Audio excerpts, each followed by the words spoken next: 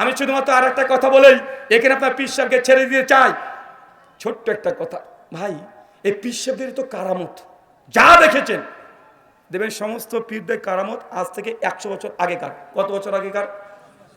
এই নতুন 100 বছরকে পীর জন্মায় নাই। এখন তাহলে পীররা কেন কারামত দেখাতে পারে না? পীরদের কারামত ততদিন ছিল যতদিন ক্যামেরা আবিষ্কার হয়েছিল না।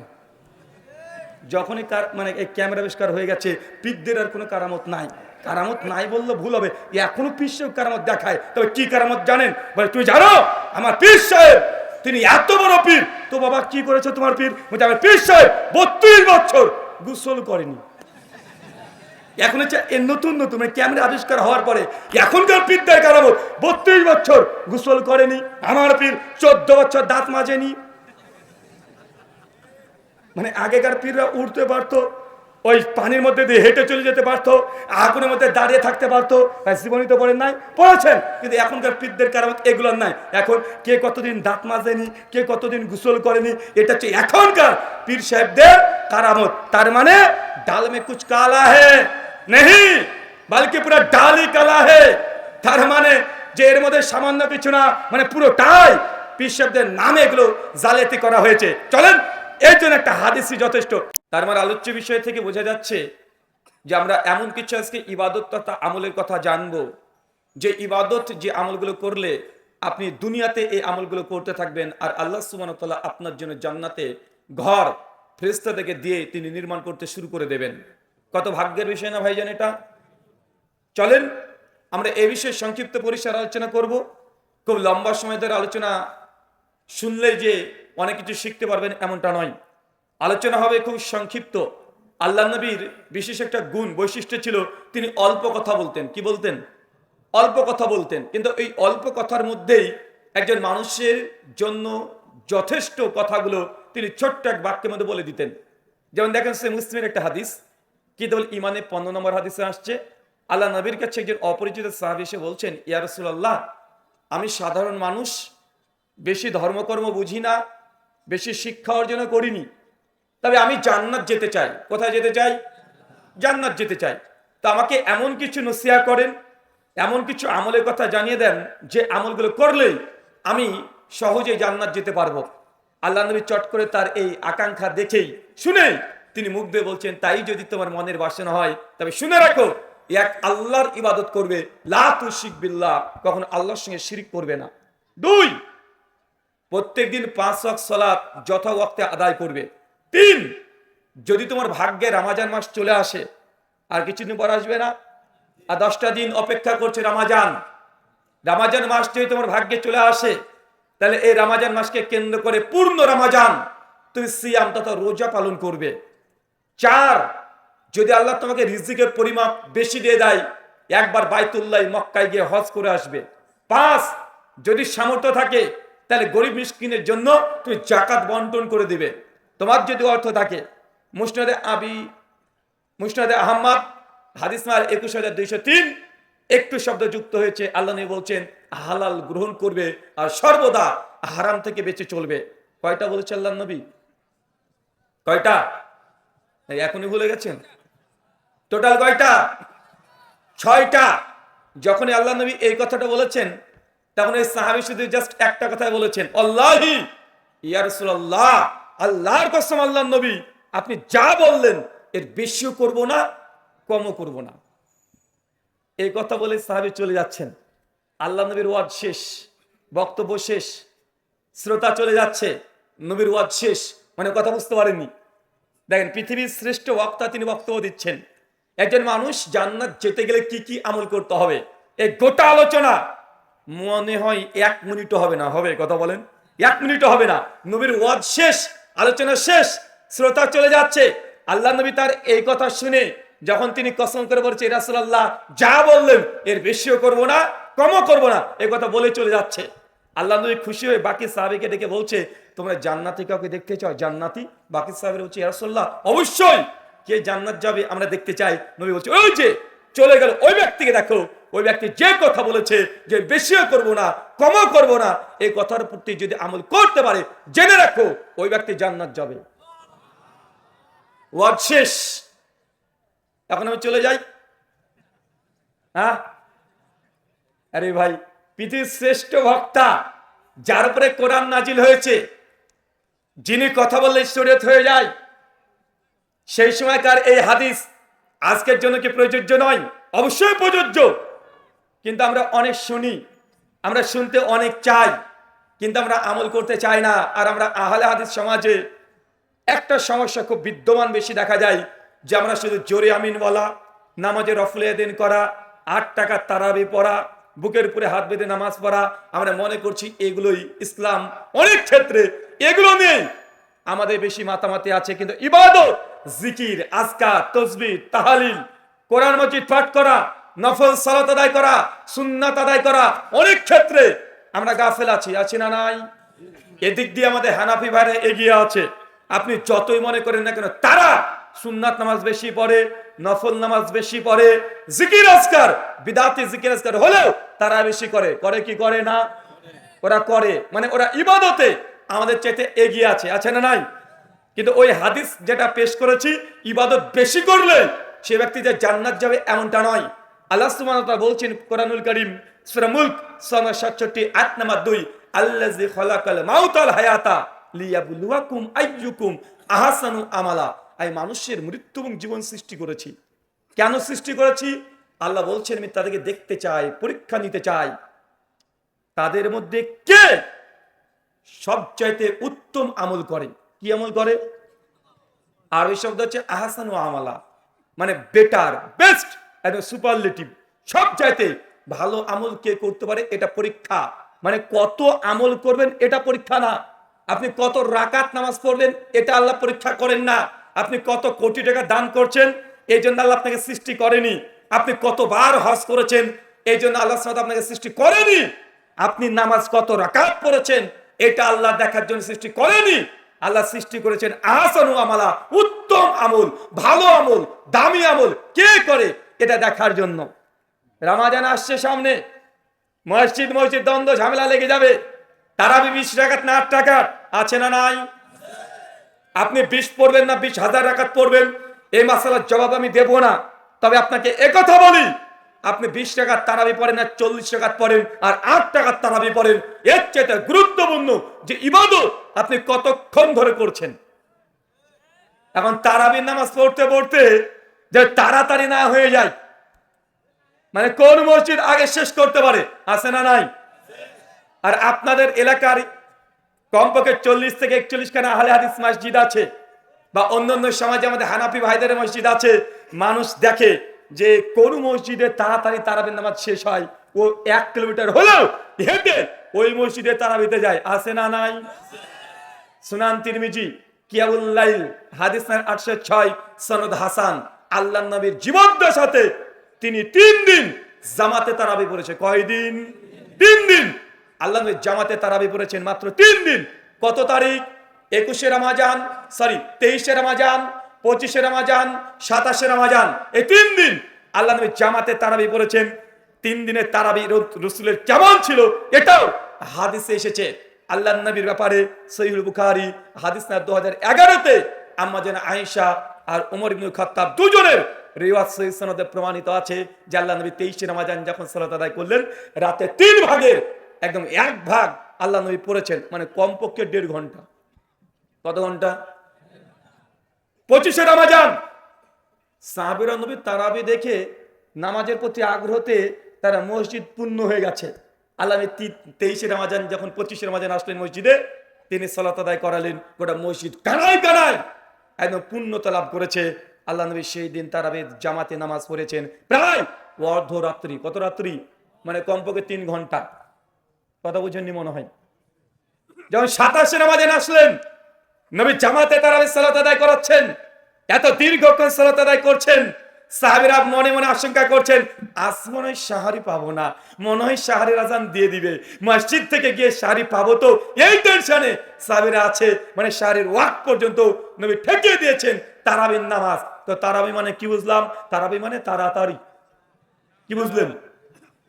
কি বুঝেছেন? আচ্ছা, তারাবি মানে কি জানেন? তারাবি এসেছে আরবি শব্দ তারবিহাতুন থেকে, আর এটার বহুবচন হচ্ছে তারাবি। তো তারবিহাতুন, এটার মানে বাংলা হচ্ছে বিশ্রাম নেওয়া, থেমে থেমে পড়া, ধীরে ধীরে পড়া, আরাম করে পড়া, মানে খুব ধীরে ধীরে যে নামাজটাকে পড়া হয় ওটার নাম হচ্ছে কি, ওটার নামই হচ্ছে তারাবি।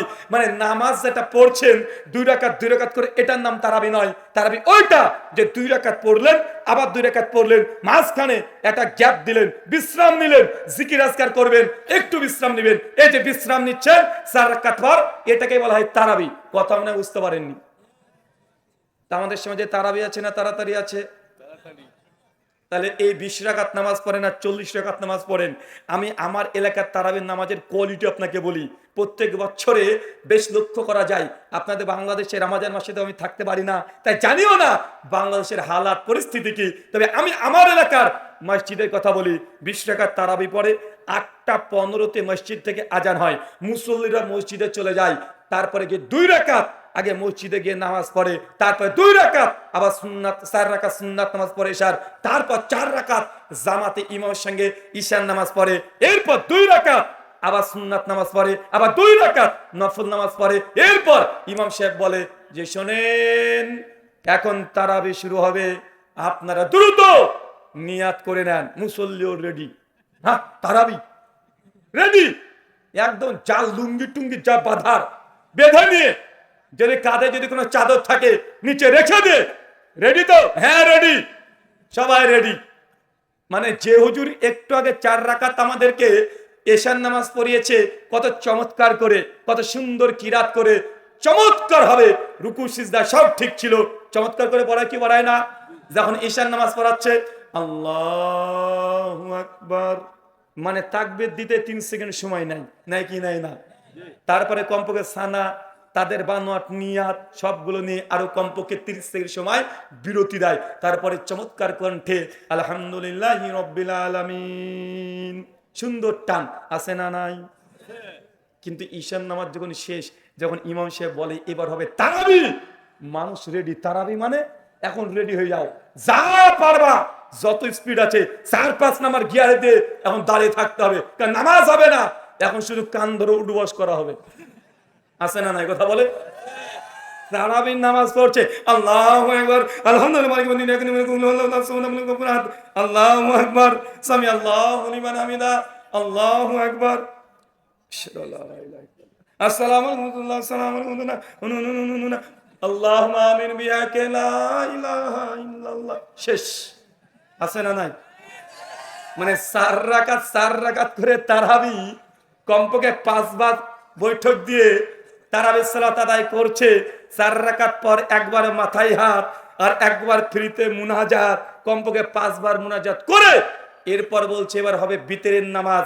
বিতের নামাজ পড়েছে, এরপর আবার বসে বসে 2 রাকাত নফল নামাজ পড়ে কি পড়ে না?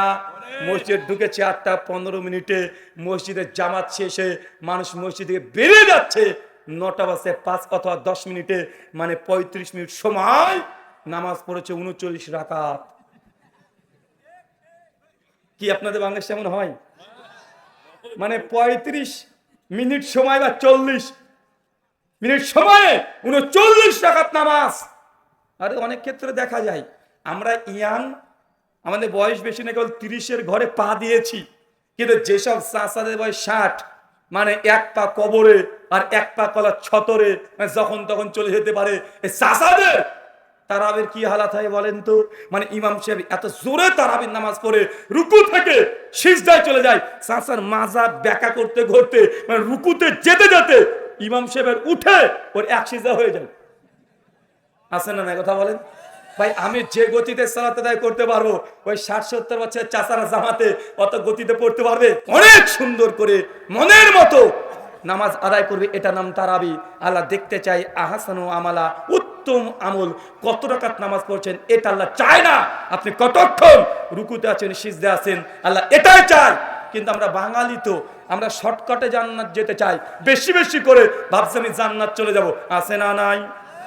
এই যে কয়দিন আগে শবে বরাত চলে গেল না, মানুষ বলছে কত রাকাত নামাজ পড়েছিস?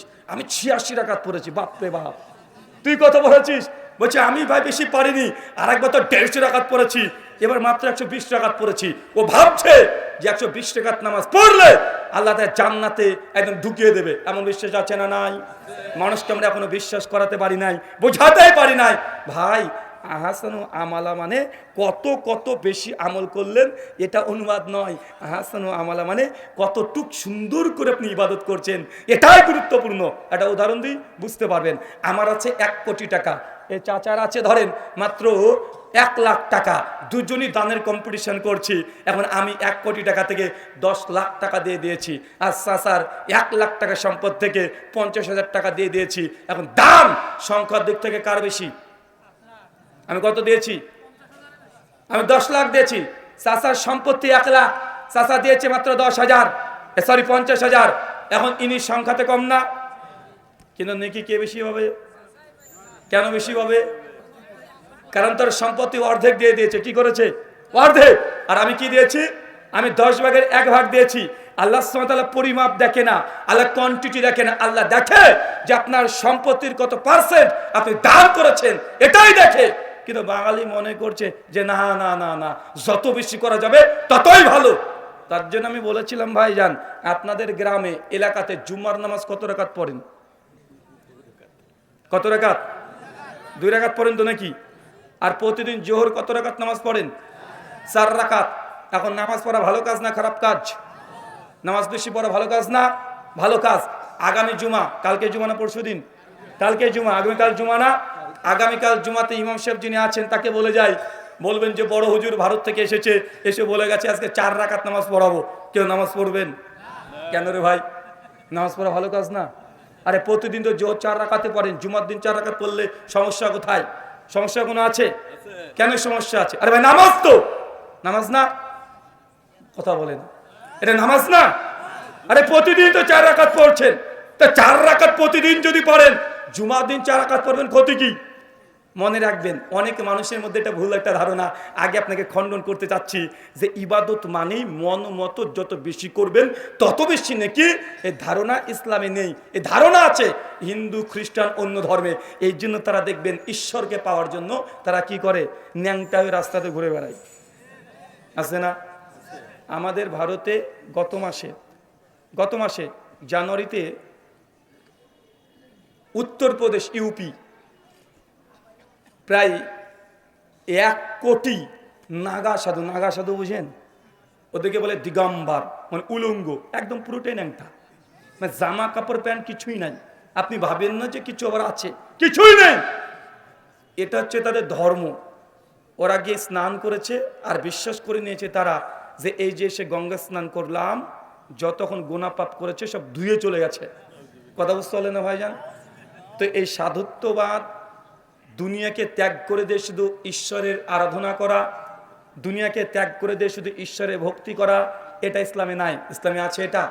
চলেন একটা হাদিস আপনাকে আবারও দিই। প্রথমে একটা হাদিস দিয়েছি যে ওই সাহাবী বলেছেন, রাসূলুল্লাহ যা আমল বলেছেন বেশিও করব না কমও করব না। নবী খুশি হয়ে বলছেন এই ব্যক্তি জান্নাত যাবে। কেন? আমি যতটুকু দিয়েছি ততটুকুই করবে। মা আতাকুম রাসূলু ফাখুযুহু ওয়া মা নাহাকুম আনহু ফান্তাহু। নবী তোমাকে যা দেয় তা গ্রহণ করো, যা দেয় না ভালো হলেও সেটার দিকে তাকানো যাবে না। সূরা হাসর সূরা 59 আয়াত নম্বর 7 মধ্যমাংশ, সুনান ইবনে মাজাহ হাদিস নম্বর 1 সেই সনদে পাওয়া যায়। আরেকটা হাদিস দেখেন, সহিহ বুখারী কিতাবুন নিকাহ হাদিস নাম্বার 563, সহিহ মুসলিম কিতাবুত তালাক হাদিস নাম্বার 1401, মিশকাত হাদিস নাম্বার 198। আল্লাহর নবীর একজন স্ত্রীর কাছে 3 জন সাহাবী এসেছে। কয়জন? আরো জোরে, কয়জন? কোন স্ত্রীর কাছে এসেছে হাদিসে উল্লেখ নেই। তবে ইমাম হাদিস আসকালানি ফাতুল বারির মধ্যে এই হাদিস আলোচনা করতে গিয়ে বলেছেন সম্ভাব্য আম্মা জান আয়েশা রাদিয়াল্লাহু আনহার কাছে 3 জন সাহাবী এসে বলছেন, আম্মা জান আমাদের নবী কেমন কেমন আমল করতেন একটু বলেন। কেন? রাতের আমল নবীজি মসজিদে করতেন না, কোথায় করতেন? বাড়িতে করতেন। তো রাতে কেমন ইবাদত করবে সাহাবীরা কি জানবে? কথা বলেন না। তাই আম্মা জান আয়েশা তিনি সব চাইতে নবী রাতের আমল প্রসঙ্গে বেশি অবগত। তাকে বলছে কি কি আমল করেছে একটু জানান দেন আমাদেরকে। আম্মা জান সঙ্গে সঙ্গে রাতে নবী কিভাবে ইবাদত করতেন সেটা বর্ণনা করেছেন। 3 জন সাহাবীর সঙ্গে বলছে কোথায় আল্লাহ নবী আর কোথায় আমরা? নবী এই কয়টা আমল করে, এই কয়টা আমল, মানে নবীর আমলকে তারা কম মনে করলেন। মানে তারা ভেবেছিলেন আল্লাহ নবী মনে সারা রাত এক পায়ে দাঁড়িয়ে তাহাজ্জুদের নামাজ পড়বে। ভাই এমন বুজুর্গ আছে না? নাই? আছে না? অনেক মানুষ বুজুর্গ দেখে। তুমি জানো, তোমরা আহলে হাদিস, তোমরা পীরদের বিরুদ্ধে বলো, তুমি জানো আমার পীর সাহেব তিনি এক পায়ে দাঁড়িয়ে সারা রাত ধরে তাহাজ্জুদ পড়েছে। ভাই বলে কি বলে না? বলছে আমার পীর সাহেব তিনি এক রাতে 3 বার কোরআন খতম দিয়েছে। আমার পীর সাহেব তিনি 100 বার হজ করেছে। আমার পীর সাহেব জীবনে জামাতে নামাজ পড়ে নাই। ওকে জিজ্ঞাসা করছে কেন ভাই? এইখানে আবার বুজুর্গি কি যে জামাতকে পরিত্যাগ করে দিল?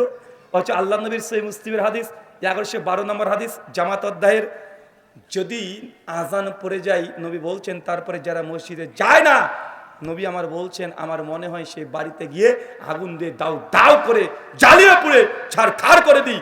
আমি এই জন্যই করি না যে বাড়িতে মেয়েরা থাকে আর শিশু বাচ্চারা থাকে। তো তোমার পীর সাহেব কি এমন বুজুর্গ যে জামাতে নামাজ পড়ে না? যুক্তি বলছি দেখেন, এই মসজিদে যদি নামাজ পড়েন তাহলে কত গুণ বেশি নাকি পাবেন? তো সেই মুসলিমের 660 নম্বর হাদিস 27 গুণ সর্বোচ্চ, তাই তো 25 থেকে 27 গুণ। বলছে মসজিদুল মক্কা হারামের মসজিদে যদি নামাজ পড়েন কত রাকাত নেকি পাবেন? তো 1 লক্ষ রাকাত। বলছে একবার যদি মক্কার মসজিদে নামাজ পড়েন কাবার সামনে দাঁড়িয়ে কত নেকি পাবেন? কত? প্রায় 1 লাখ। উনি তখন বলছেন তাহলে এই মসজিদে নামাজ পড়া দরকার কি? আমার পীর সাহেবদের প্রতি যায় নামাজে বাড়িতে দাঁড়িয়ে আল্লাহু আকবার বলে, একটু বাদ দেখে যায় নামাজও নাই, পীরও নেই। পীর এখন কোথায়? মক্কাতে নামাজ পড়ছে। আমি বলেছি ভাইজান মক্কাতে তো গোটা সিকিউরিটি ক্যামেরা দিয়ে পূর্ণ, কোনোদিন তো তোমার পীরকে দেখলাম না। পীরকে দেখা যায়? তো তোমার পীর যদি মক্কা থেকে যে নামাজি পড়ে তো ইমাম হিসাবে না মুক্তাদি হিসাবে? যদি বলে মুক্তাদি তাহলে ও বেটা পীর না। হ্যাঁ কথা বলেন, যদি ও মুক্তাদি হয় ও কি পীর? কারণ আমরা যদি দেখি যে শেখ সুদাইস ওখানে জামাত করাচ্ছে না, তো তোমার পীর সাহেব তার মানে বাংলাদেশের পীর, আর সৌদি আরবের ও শেষ কাতারে গিয়ে নামাজ পড়ে ওটা পীর। তো তোমার পীর বলছে যে ওই মক্কাতে গিয়ে দেখি প্রতিদিন নামাজ পড়ে। আর একজন বলছে তুমি জানো আমার পীরকে নিয়ে তুমি এত বাজে বাজে কথা বলছো। বাংলাদেশের একটা বক্তা উনি ওয়াজ করছেন, নাম বলবো?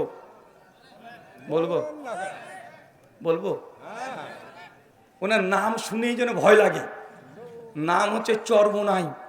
চরমনের বাংলা মানে কি? মানে চামড়া নাই, মানে চামড়া নাই, মানে এমন কিছু আকীদা বাংলাদেশে প্রচার করছে। সত্যি বেটা কবরে যদি যাস তো চামড়া তুলে দেবে ফেরেশতারা। নামটা ঠিকই ফাইনাল করেছে, ঠিক করেনি ভাইজান? ওয়াজ করছে যে বাবারে আমার পীর সাহেব একদিন গভীর রাত্রিবেলাতে ওয়াজ করে আসছিলেন, রাত্রি প্রায় 2টা, 2:30, 3টা বেজে গেছে। হঠাৎ করে ঝড় বৃষ্টি কঠিন টান দিয়ে বলছে যে মওলা পাকের কাছে, তখন আমি দোয়া করতে শুরু করলাম যে মওলা আজকে কিভাবে রক্ষা পাবো? ঝড় বৃষ্টি, নদীর কাছে গিয়ে দেখছি যে নদীতে কোনো মাঝিও নাই, নৌকাও নাই, এখন পার হবো কিভাবে? এত বড় পদ্মা নদী পার হওয়া তো সম্ভব নয়। তো পীর সাহেবকে আমি বললাম, মানে মুরিদ বলছে, পীরকে আমি তখন বললাম যে পীর মশাই আজ কি হবে এই দুর্ঘটনা থেকে আমরা রক্ষা পাবো? পীর তখন বলছে বাবা তোমার কাছে জায়নামাজ আছে না? জি পীর সাহেব আছে। বলছে জায়নামাজটা একটু দাও। জায়নামাজটা পীরকে দিয়ে দিয়েছে, পীর সঙ্গে সে জায়নামাজটা পেতে দিয়েছে। মুরিদকে বলছে তুই জায়নামাজ যখন দাঁড়া চোখটাকে বন্ধ কর আর মনে মনে শুধু আমার কথা স্মরণ কর। তারপরে পীর সাহেব জায়নামাজে উঠে পড়েছে। পীর আর মুরিদ, মুরিদ মানে বলদ, বুঝতে পারেননি মনে হয়, মানে পীর আর এই মানে মুরিদ তথাকথিত বলদ দুজন একসঙ্গে বসেছে, মানে দাঁড়িয়ে আছে। একটু আর পীর সাহেব নাকি কি মুখে মুখে বলছিল, হঠাৎ করে দেখছি জায়নামাজ উঠতে শুরু করেছে, উড়ে একদম গোটা পদ্মা পার করে দিয়ে একদম আমাদের স্থলে মানে বাড়ির সামনে নামিয়ে দিয়েছে। আমি তখন ভাবলাম যে এই পীর সাহেবের যে কারামত লিখেছে, যে গল্প বলেছে, এই ব্যক্তি আলিফ লাইলা অনেকবার দেখেছে। কথা বুঝলেন না মনে হয়? মানে আলিফ লাইলা দেখে দেখে মানে ও পীরের কারামত লাগিয়ে দিয়েছে। ভাই এমন আছে না নাই? বলছে আমার পীর সাহেবের কাছে বলছে সবাই আল্লাহর ওলিকে চিনেছে, কিন্তু ওয়াহাবি লামাজাবি এরা আল্লাহর ওলিকে চিনে না। কেন? আমার পীরকে দেখে বেগুনে জিকির করে। বেগুনে জিকির শোনেন নাই? বাঘে এসে দিকে প্রণাম করে পীর সাহেবকে, শোনেন নাই? মানে আগেকার পীর সাহেবের আমি যতগুলো জীবনী পড়েছি, হোক সেটা খাজা মঈনুদ্দিন চিশতি বা নিজামুদ্দিন আউলিয়া বা বড় পীর আব্দুল কাদের জিলানী বা বাইজিদ বুস্তামি বা চরমোনাই, এনাদপুরি, জৌনপুরি, রাজারবাগী, ফুলতুলি, দেওয়ানবাগী, আটরশি, মাঝভান্ডারি, সারসিনা, আছে না নাই? প্রত্যেক পীরের জীবনীতে একটা আলাদা স্বতন্ত্র অধ্যায় থাকে, নাম হচ্ছে পীর সাহেবের কারামত। অনেকগুলো কারামত ওই গ্রন্থে রচনা করা হয়, আছে না নাই? আমি একটা কমন একটা পীরদের কারামত পেয়েছি, মনে আপনার কষ্ট পাচ্ছে নাকি? কমন কারামত কি জানেন পীর সাহেবের? পীর সাহেব উঠতে পারতেন। পীর সাহেব মানে মাঝে মধ্যে টুক করে এখান থেকে উড়ে ওখানে চলে যেতেন। ভাই এমন সব ঘটনা শোনেন না যে আমার পীর সাহেব 3 মাসের রাস্তা মাত্র এক পলকে উনি পার করে দিয়ে চলে গেছেন। শোনা যায় কি যায় না? আমি একজন মুরিদকে বলেছিলাম, ভাই তোমার পীর সাহেব যেহেতু এত এত উড়তে পারে, তো বর্তমান জনসংখ্যা বলছে বাংলাদেশে 15 কোটি মুসলিমের মধ্যে কমপক্ষে 1 লাখ বাংলাদেশে পীর আছে। কত লাখ? তো গোটা বাংলাদেশের পীরকে আমার চ্যালেঞ্জ, খরচ করা লাগবে না, আমি ওয়াদা দিচ্ছি যে তোমার পীরকে আমি উড়তেও বলবো না। আমি চাই না বেটাকে উড়তে বলে জনসম্মুখে তাকে অপমান করতে। আমি চাই পীর সাহেবকে একটু সহযোগিতা করতে। আগামীকাল শেখ মুজাফফর বিন মহসেন হাফেজাহুল্লাহর মাদ্রাসা দারুল হুদাতে সম্মেলন চলছে না? আজকে প্রথম দিন, কালকে দ্বিতীয় দিন, ওখানে আমিও থাকবো ইনশাআল্লাহ। তা আমি শুধু এতটা চাই, ঢাকা এয়ারপোর্টে পীর সাহেবকে নেমে যাব, পীর সাহেবের বিমান ফ্লাইট করে যা হয় আমি দেব, খাওয়া দাওয়া সব ফ্রি, কোনো সমস্যা নাই। ঢাকা বিমানবন্দর থেকে রাজশাহীতে যেতে হবে বিমানে চড়ে, মানে উড়তে উড়তে বলছি না, বিমানে চড়ে আমার সঙ্গে যাবে। বিমান যখন অনেকটা ওপরে চলে যাবে, আমি পীর সাহেবকে বিমানের দরজা খুলে ধাক্কা দিয়ে ফেলে দেবো, পীর সাহেব তুমি নাকি উড়তে পারো, একদম পদ্মা পার করে দিয়ে চলে আসো, তো ওপর থেকে তুমি রাজশাহী বিমানবন্দরে ল্যান্ড করে দেখাও। কথা মানে বুঝতে পারলেন না ভাই? আমি তো উঠতে বলছি না, বলছি আরে ভাই একটা সাধারণ মানুষ আপনাকে যদি বিমান থেকে ফেলে দেয়, তো আপনি নিচে যাবেন না উপরে যাবেন? আপনি না নিচে আসবেন। মাধ্যাকর্ষণ শক্তি বা গ্র্যাভিটি আমাদেরকে এটাই বলে, যে কোনো ভর উপরে রাখলে নিচেই পড়বে। তো পীর সাহেব নিঃসন্দেহে নিচে হতে পড়বে, পড়বে না? শুধু পীরের কারামত এতটা দেখাবে যে নিচে ধপ করে পড়বে না, ও ধীরে ধীরে পড়ে রাজশাহী বিমানবন্দরে গিয়ে ল্যান্ড করবে, যেমন বিমান যেমন ল্যান্ড করে। কথা মনে বুঝলেন না? এখন কোনো পীর পারবে? হ্যাঁ পীর পারবে, নিচেও পড়বে, কিন্তু রুহুটা আসমানে চলে যাবে। ল্যান্ড কোথায় হবে? একদম আসমানে। আমি কষ্ট দিতে চাই না ভাইজান, আমি এতটা শুধুমাত্র বলতে চাই যে সমাজে এরকম ভণ্ডামি আছে না নাই? এরকম হাজার হাজার আপনাকে ভণ্ডামি দেখাতে পারবো। একজন বলছে ফাজালে আমল, একটা বাংলাদেশে বই আছে না, আপনি আবার রাগ করিয়েন না, কারণ এই ফাজালে আমলে বই লেখক কোনো বাঙালি না, এটা আমার দেশ ভারতের মৌলানা জাকারিয়া কান্দালভি, মৌলানা ইলিয়াস সাহেবের জামাতা, তিনি এই বইটা রচনা করেছেন। তো তিনি ভারতের না বাংলাদেশের? ভারতে। তাই আমি যদি সে বই সমালোচনা করি, আপনার অভিযোগ করা মানে অনার্থক। আমার দেশের লেখক, আমি যা ইচ্ছা তাই বলতে পারি, আপনি অভিযোগ করার কে? ওই ফাজালে আমলের 67 নম্বর পৃষ্ঠা, পাকিস্তান করাচি থেকে ছাপা, উর্দু মূল নুসখা। ফাজালে আমল কিন্তু বাংলা বই না, ওটা ছিল উর্দু, ওটা বাংলাতে অনুবাদ করেছে বাংলাদেশের ঢাকা কুতুবখানা থেকে। মূল বইটা কি? মূল বই কি? উর্দু। ওখানে পরিষ্কারভাবে লেখা আছে, একজন বুজুর্গ তিনি 12 দিন টানা এক অজুতে 12 দিন তিনি নামাজ পড়েছেন। কয়দিন চাচা? 12 দিন এক টানা নামাজ পড়েছে ওই বুজুর্গ। কত বড় আল্লাহর ওলি দেখেছেন? কত বড় আল্লাহর ওলি! আমি শুধু একটু এখানে ইঞ্জিনিয়ারিং করেছিলাম, আমি বলেছিলাম 12 দিন যদি এক অজুতে নামাজ পড়তে পারে এই বেচারা, তে 12 দিনের মধ্যে কি হাগু করেনি? চাচা হাগু করলে কি মানে পটি, একটু ভদ্র ভাষায় বলি, পীর সাহেব তার সানুমানে খিলাফ গেলে আমাকে ভস্ম করে দিতে পারে, তাই না? বলে পীর সাহেব তো অনেক কারামত দিয়ে দেখা যাচ্ছে আমার হার্ট অ্যাটাক করে নিচে ফেলে দিল। তো একটু ভদ্র ভয় বলি, পীর সাহেব কি 12 দিন একটু পটি করেনি? আচ্ছা পটি করলো না, ভোট ধরে নিলাম অনেক বুজুর্গ ব্যক্তি হয়তো কিছু 12 দিন খায়ও নি, তার জন্য পটি হয়নি, তো ফুসফাস 19-20 তো হওয়ার কথা। আচ্ছা তাও নাহলে হয়নি, তো পীর সাহেব 12 দিন তাহলে কি স্ত্রীর কাছে যায় নাই? হ্যাঁ আচ্ছা এটাও বাদ দিলাম, চাচা পীর সাহেব 12 দিন তিনি কি করেছেন? এক অজুতে নামাজ পড়েছেন। তার মানে 12 দিন রাত্রিতে ঘুমায়নি। কেন চাচা? ঘুমালে কি অজু থাকে? তার মানে 12 দিন কি করেনি? ঘুমায়নি। এখন কোন সাধারণ স্বাভাবিক মানুষ কি 12 দিন না ঘুমিয়ে থাকতে পারবে? জিনিস বুকে পীর সাহেবের নাম তুলে দেওয়ার দরকার। কেন? আজ পর্যন্ত বিশ্ব সৃষ্টি হওয়ার পরে সব চাইতে রেকর্ড যে না ঘুমিয়ে থেকেছে মাত্র 5 দিন। টানা কয় দিন? 5 দিন। কিন্তু পীর সাহেব না ঘুমিয়ে থেকেছে কত দিন? 12 দিন। তো পীরের নামটা গিনিস বুকে ওঠার দরকার না? কথা বলেন, ওর নাম তো গিনিস বুকে ওঠার দরকার। মানে আজ পর্যন্ত কম্পিটিশন কে কতদিন না ঘুমিয়ে থাকতে পারে, সর্বোচ্চ মাত্র 5 দিন পেরেছে, পীর পেরেছে 12 দিন। তার মানে বোঝা গেল এই কথাগুলো পীরের নামে সম্পূর্ণ জালিয়াতি। জালিয়াতি কি জালিয়াতি নয়? জালিয়াতি। সাধারণ শ্রোতা আপনাদের আমি অনুভূতিতে আঘাত দিতে চাই না, আমি জাস্ট দেখাতে চাই আপনাদের মধ্যে যে ধারণা আছে যে ইবাদত যত বেশি করবেন তত নাকি, এই আশা ভুলে যান। এটা ইসলাম, মনের মতো আপনাকে আমল করা যায় না। আমি শুধুমাত্র আর একটা কথা বলেই এখানে আপনার পীর সাহেবকে ছেড়ে দিতে চাই। ছোট্ট একটা কথা ভাই, এই পীর সাহেবদের তো কারামত যা দেখেছেন দেখবেন, সমস্ত পীরদের কারামত আজ থেকে 100 বছর আগেকার। কত বছর আগেকার? এই নতুন 100 বছরকে পীর জন্মায় নাই। এখন তাহলে পীররা কেন কারামত দেখাতে পারে না? পীরদের কারামত ততদিন ছিল যতদিন ক্যামেরা আবিষ্কার হয়েছিল না। যখনই মানে এই ক্যামেরা আবিষ্কার হয়ে গেছে, পীরদের আর কোনো কারামত নাই। কারামত নাই বললে ভুল হবে, এখনো পীর সাহেব কারামত দেখায়। তবে কি কারামত জানেন? বলে তুমি জানো আমার পীর সাহেব তিনি এত বড় পীর। তো বাবা কি করেছে তোমার পীর? বলছে আমার পীর সাহেব 32 বছর গোসল করেনি। এখন হচ্ছে নতুন নতুন ক্যামেরা আবিষ্কার হওয়ার পরে এখনকার পীরদের কারামত 32 বছর গোসল করেনি। আমার পীর 14 বছর দাঁত মাজেনি। মানে আগেকার পীররা উঠতে পারতো, ওই পানির মধ্যে দিয়ে হেঁটে চলে যেতে পারতো, আগুনের মধ্যে দাঁড়িয়ে থাকতে পারতো। জীবনী তো পড়েন নাই? পড়েছেন। কিন্তু এখনকার পীরদের কারামত এগুলো নাই। এখন কে কতদিন দাঁত মাজেনি, কে কতদিন গোসল করেনি, এটা হচ্ছে এখনকার পীর সাহেবদের কারামত। তার মানে ডাল মে কুছ কালা হে नहीं बल्कि पूरा डाल ही काला है। তার মানে যে এর মধ্যে সামান্য কিছু না, মানে পুরোটাই পীর সাহেবদের নামে এগুলো জালিয়াতি করা হয়েছে। চলেন এর জন্য একটা হাদিসই যথেষ্ট। ওই যে 3 জন সাহাবী আল্লাহ নবীর স্ত্রীর কাছে এসেছে, আম্মা জান নবী আমার কেমন কেমন ইবাদত করতেন। আম্মা জান বলছেন তোমার নবী এই এই আমলগুলো করতেন। সাহাবীরা মনে করলেন নবী এই কয়টা আমল করে, আর তিনি তো নবী, তিনি আমল না করলেও তো জান্নাতি, কিন্তু আমরা এই কয়টা আমল করলে হবে না, আমাদেরকে অনেক বেশি আমল করতে হবে। 3 জনের মধ্যে একজন চট করে বলে উঠলো যে আমি সারা রাত তাহাজ্জুদের নামাজ পড়বো। চাচা কি নামাজ? আরো জোরে, কি নামাজ? তাহাজ্জুদের নামাজ পড়বো। আর একজন বলছে তুমি তাহাজ্জুদের নামাজ পড়বে, আচ্ছা আমি সারা দিন রোজা পালন করব, সিয়াম, কখনো রোজাকে বাদ দেব না। আর একজন বলছে তাহলে আমি কি করব? ও তখন বলছে যে আমি কখনো বিয়ে করব না।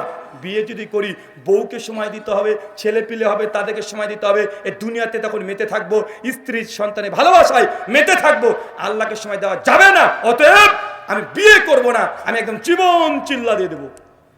চিল্লা আছে না নাই? 1 চিল্লা 2 চিল্লা জীবন চিল্লা। এই সাহাবী বলছে জীবন চিল্লা দিয়ে দেবো, মানে বিয়ে করব না, মানে শুধু মসজিদে পড়ে থাকবো, তসবিহ তাহলিল জিকির আজকার এগুলোই করব, আমি বিয়েকে বর্জন করে দিলাম। কারণ বিয়ে করলে বউকে সময় দিতে হবে, আল্লাহকে সময় দেওয়া কমে যাবে, অর্থাৎ বিয়ে আমি জীবন থেকে বাদ দিয়ে দিলাম। চাচা আপনার কাছে আমার সাদা মনে একদম সাদা ফ্রেশ প্রশ্ন, বলেন তো 3 জন সাহাবী যে 3টে আমল করতে চেয়েছিল, কোন আমলটা খারাপ?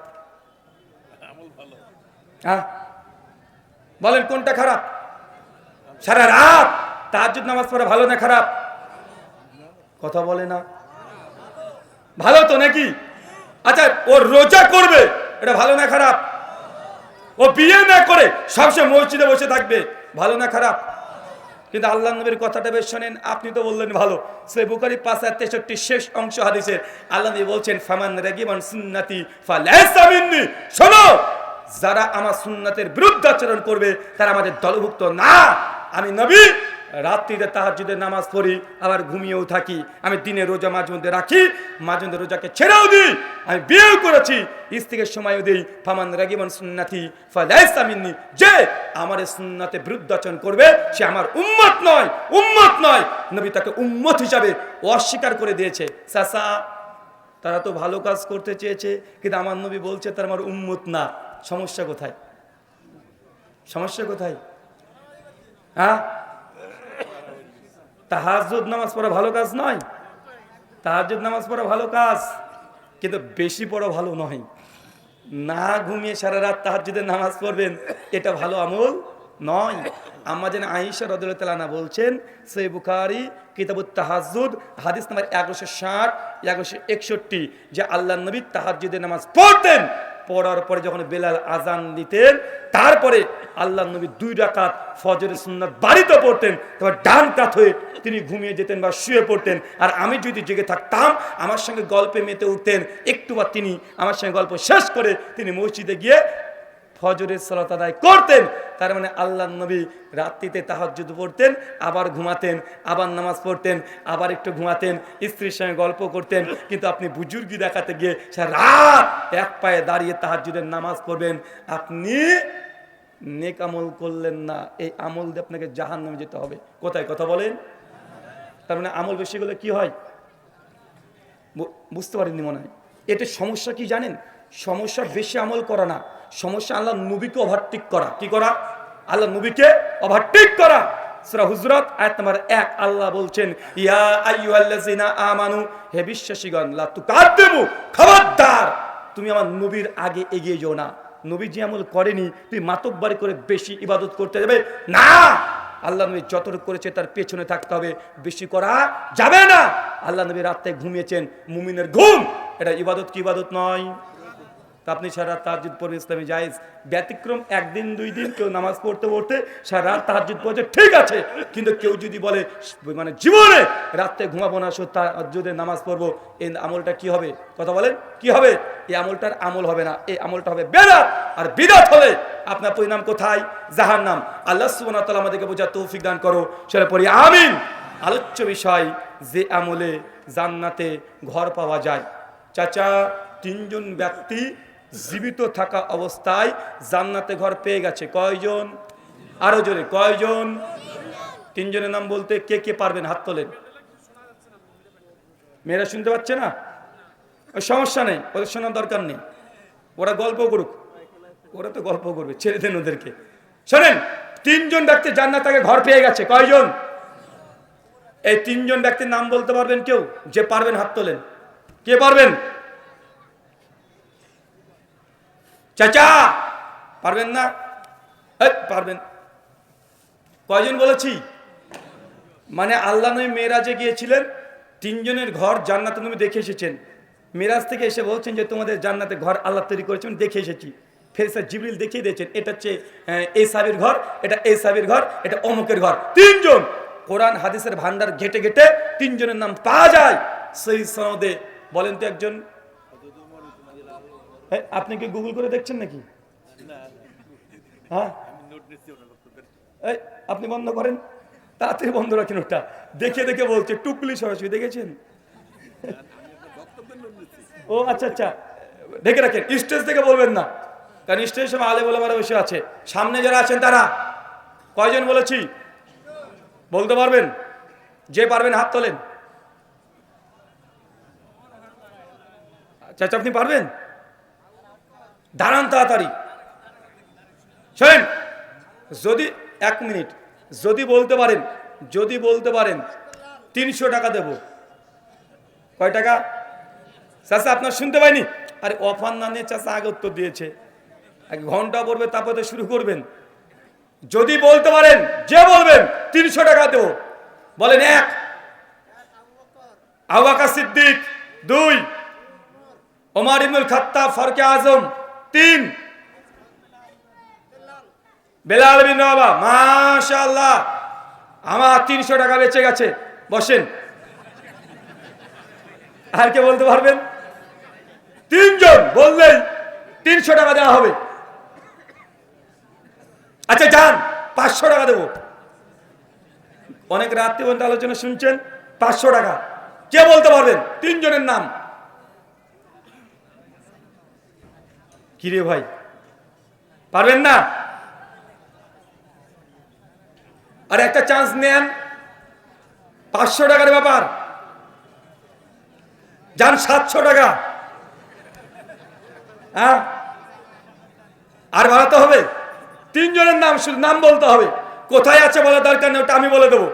শুধু 3 জনের নাম বলতে হবে। 700 টাকা, 700 বাংলাদেশি টাকা, ইন্ডিয়ান ভাবেন না আবার। আমি বলবো? হ্যাঁ, আচ্ছা ঠিক আছে, আমি বলি। তাহলে আপনারা সকলে 700 টাকা করে তুলে দেন আমাকে। আমি নেব না, আমি কমিটিকে দিয়ে যাব। মসজিদ উন্নতি করবে, মসজিদ উন্নতিতে লাগবে। রাজি আছেন তো এবার? হ্যাঁ, রাজি নেই? আচ্ছা 700 না 500 টাকা দেবেন আপনারা? দেখেন, এই ইনশাল্লাহ ভয় বলবেন, এরা বাঙালি। কারণ বাঙালি ভাবে ইনশাল্লাহ যদি বলি তাই দিয়ে দিতে হবে, দিলে তো লস। তার জন্য বাঙালি ভুল করে ইনশাল্লাহ বলবে না, কারণ বাঙালিকে টাকার কথা বললে মুখখানা কালো করে দিয়ে চলে যায়, আর টাকা যদি চাই অমনি ওঠাউঠি শুরু হয়ে যায়। আসে না না কথা বলেন? চলেন, টাকা পয়সা লাগবে না, আমি কোনো চাঁদা তুলিও নি, আমি তুলতেও পারি না, যদি মন চাই দিয়ে যাবেন, ঠিক আছে ইনশাল্লাহ? চলেন, 1 আসিয়া, কি নাম বললাম? 2 খাদিজাতুল কুবরা, 3 ওমর ইবনুল খাত্তাব। এখন ও আবার গুগল করে দেখছে, হ্যাঁ কি চ্যাট জিপিটি না? হ্যাঁ বুঝেছি, বেশিক্ষণ প্রশ্ন করে রাখা যাবে না, কারণ টুকটুক করে গুগল সার্চ করে বের করে ফেলবে উত্তর, অথবা ওই চ্যাট জিপিটি খুলে উত্তর বের করে ফেলবে, তার জন্য অত রিস্ক নিইনি। কয়জনের নাম বলেছি চাচা? 3 জন। চলেন 3 জনের ব্যাপারে একটু একটু আমরা জেনে আসি। প্রথম আসিয়া, কি নাম বললাম? আসিয়াকে ফেরাউনের স্ত্রী, মুসনাদে আবি আলা হাদিস 6411, আল্লাহ নবী বলছেন যে আসিয়া যখন নবী মুসা আলাইহিস সালামের কালেমা পড়ে নিয়েছেন, সেই সময়তে ফেরাউন তার নিজের স্ত্রীকে জেলখানায় বন্দী রেখে প্রতিদিন সকালে আর সন্ধ্যায় 100-200 করে প্রতিদিন আসিয়ার উপরে নির্যাতন করা হতো। আসিয়াকে এত নির্যাতন করছে ফেরাউন, আসিয়া কোনোদিন তার স্বামীর বিরুদ্ধে অভিযোগ না করে শুধুমাত্র আল্লাহকে বলছে, আল্লাহ এই দুনিয়াতে ফেরাউনের রাজপ্রাসাদের দরকার নেই, ফেরাউনের অট্টালিকার দরকার নেই, হে আমার প্রতিপালক, জান্নাতে তোমার কাছে একটা আমি ঘর আশা করছি, আমার জন্য তুই জান্নাতে একটা ঘর কনফার্ম করে দাও। এটা বিবি আসিয়া বারবার আল্লাহর কাছে দোয়া করতেন। আমাদের নবীর উপরে কোরআনের আয়াত সূরা তাহরিম সূরা 66 আয়াত নম্বর 11-তে আল্লাহ জানিয়ে দিচ্ছেন যে সেই দিন বিবি আসিয়ার দোয়াকে আল্লাহ কবুল করে নিয়েছিলেন। আসিয়া যখন মৃত্যুবরণ করে, সেই সময় জান্নাতে কোন ঘরটা পাবে তার চোখের সামনে এক ঝলক আল্লাহ দেখিয়ে দিয়েছেন। চিন্তা করতে পারছেন বিবি আসিয়া কত ভাগ্যবান? কেন? 2টো কারণ। 1 তাওহীদ, ঈমানের সঙ্গে আপোষ করেনি। 2 তার সবর, ধৈর্য। আপনি চিন্তা করছেন যে ফেরাউনের মতো স্বামীর সঙ্গে ঘর করছে, সংসার করছে কে? আসিয়া। আমাদের মায়েদেরকে দেখেন, ওরা কল্পনা করতে পারবে? আরে ফেরাউনের সঙ্গে সংসার করছে। ফেরাউন কে জানেন? যদি তার সম্পর্কে না জানেন, এক বাক্যে শেষ কথা, দুনিয়ার মধ্যে সবচেয়ে খারাপ, বাজে, পাপী, নোংরা, বদমেজাজি কোন মানুষ যদি থেকে থাকে, 1 নম্বর হচ্ছে ফেরাউন। তো এই বদ মানুষের সঙ্গে সংসার করছে আসিয়া, কোনোদিন অভিযোগ করেনি স্বামীর বিরুদ্ধে। কিন্তু আমাদের মায়েরা দেখেন, একটু যদি 19-20 হয়ে যায়, স্বামীর সঙ্গে যে একটু ঝামেলা লেগে যায়, একটু তর্কাতর্কি হয়ে যায়, ডাইরেক্ট আপনার মুখের উপরে বলে দিবে যে তোমার সঙ্গে 20 বছর ধরে সংসার করছি, জীবনে তুমি আমাকে শান্তি দিলে না। বলে কি বলে না? কথা বলে, ডাইরেক্ট বলে দেয়। আবার এই কথা তো কমন ডায়লগ যে আমি বলে তোমার মতো মানুষের সঙ্গে সংসার করলাম, অন্য কোনো মেয়ে হলে জীবনে তোমার ভাত খেত না। ও আবার হাত তুলে বলছে ঠিক, তাহলে তোমাকে বলেছে না? আচ্ছা, এই সমস্যা কার কার আছে? সবারই আছে না? মানে মায়েরা, বোনেরা, মানে স্বামীকে এই ডায়লগ দেবে যে আমি বলে তোমার সঙ্গে সংসার করলাম, জিন্দগিতে অন্য কোনো মেয়ে হলে তোমার ভাত খেত না। আচ্ছা, আমি এরকম আলোচনা করেছি, একজন যুবক ও আমাকে প্রশ্ন লিখে পাঠিয়েছে যে রুহুল ভাই, আমার স্ত্রী আমার সে ঝামেলা হলেই কথাটা বলে, কমপক্ষে কয়েকশোবার বলে দিয়েছে। এখন বলেন তো, এই স্ত্রী প্রতি তোমার রাগ হয় যখন আমাকে এই কথা বলে, তাই এই বউকে কি তালাক দেওয়া যাবে? একটু মাসলা দিন। আমি বলছি মাসলা দিতে গেলে তো ঝামেলা, কারণ আমি একটা মাসলা ফতোয়া দিয়ে দিব, তুমি বউকে তালাক দিয়ে দিবা, আর তোমার বউ সারা জীবন আমাকে গালি দিবে, বলে এই হুজুরের জন্যই আমার তালাক হয়েছে, মানে আমাকে ধুয়ে ছেড়ে দিবে। দেয় কি দেয় না? কথা বলেন। আমি বললাম মাসলা যা তা দেবো তো দেবো, একটু পেঁয়াজ লঙ্কা মাখিয়ে দিই, খেতে টেস্ট হয়। আমি বললাম যখনই তোমার স্ত্রী এরপরে তোমাকে বলবে যে আমি বলে সংসার করে গেলাম, অন্য কোনো মেয়ে হলে জিন্দেগিতে সংসার করতে পারতো না, সেই সময় কানে কানে বউকে বলবে আর একটা চান্স নিয়ে দেখবো নাকি। তুমি যে বারবার আমাকে চ্যালেঞ্জ করছো যে অন্য কোনো মেয়ে নাকি আমার ভাত খাবে না, তো তোমাকে তালাক দিলে তুমি তো বাপের বাড়ি চলে যাবে, আমি যে নতুন একটা বিয়ে করি তুমি তো আর বুঝতে পারবে না,